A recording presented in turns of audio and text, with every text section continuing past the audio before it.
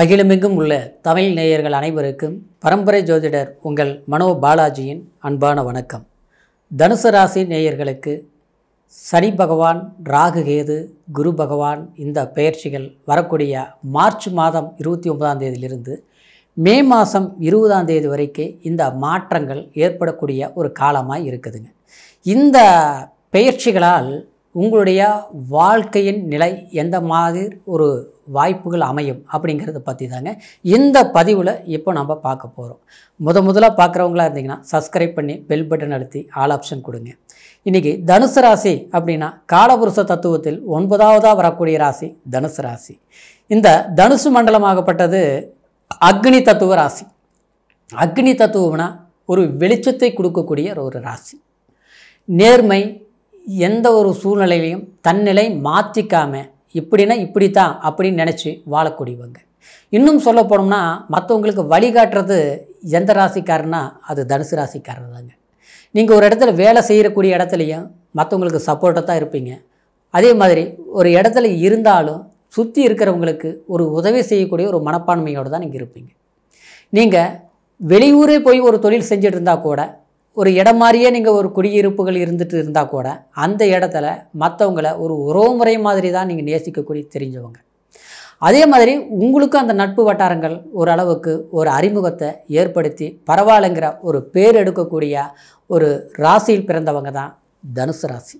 ஏன்னா அப்பேற்பட்ட தனுசு ராசிக்காரருக்கு கடந்த காலங்கள் உங்களுக்கு 3ஆம் இடத்துல சனி சஞ்சாரம் பண்ணது, உபஜயஸ்தானத்தில் சஞ்சாரம் பண்ணதுனால 2ஆம் அதிபதியாக அந்த சனியாக இருந்ததுனால அதாவது உங்களுடைய செலவுகள் கொஞ்சம் அதிகரிச்சிருக்கும். மன ரீதியாகவும் சில தீர்க்கமான முடிவுகள் எடுக்க முடியாத சில தடுமாற்றங்கள் ஏற்பட்டிருக்கும். சில வருமானம் அதிகமாக வந்திருந்தாலும் அதை சரியாக பயன்படுத்த முடியலையே அப்படிங்கிற ஒரு நிலையெல்லாம் இருக்கும். இந்த மார்ச் மாதம் 29ஆம் தேதிக்கு பிறகு 4ஆம் இடத்திற்கு சனி சஞ்சாரம் பண்ணும்.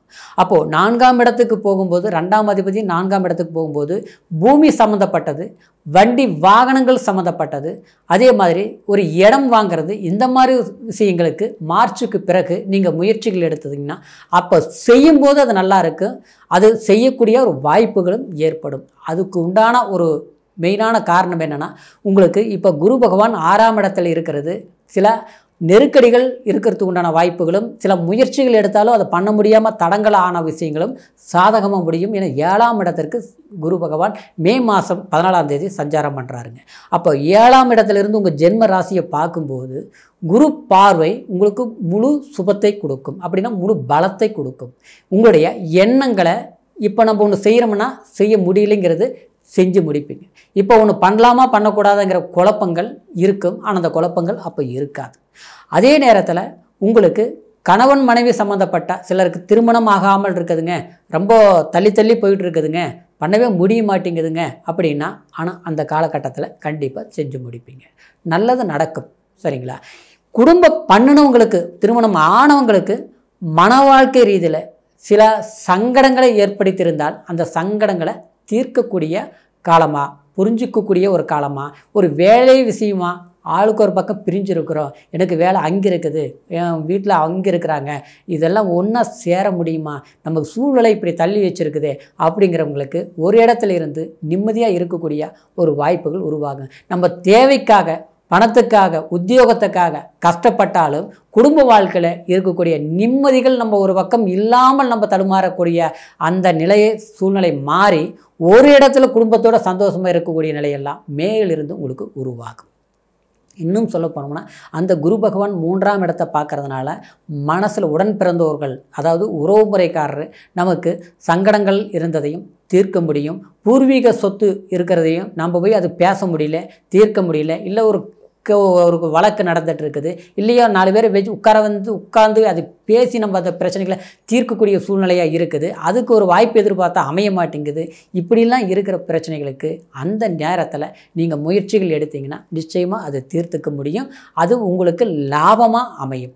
எல்லா இடமுங்க உங்களுக்கு இப்போ இருக்கக்கூடிய அந்த ராகு 4ஆம் இடத்துலையும் 10ஆம் இடத்துல கேது சஞ்சாரத்தினாலையும் 4ஆம் இடங்கிறது சுகஸ்தானமாக இருக்கிறதுனால குழப்பங்கள் அதிகரிச்சிருக்கும். தாயார் உடல்நிலை பாதிக்கிறது, தாயாருக்கு மருத்துவ செலவு பண்ணுறது, தாயார் சம்மந்தப்பட்ட உறவு முறையில் கூட மன கருத்து வேறுபாடுகள் உருவாகிறது.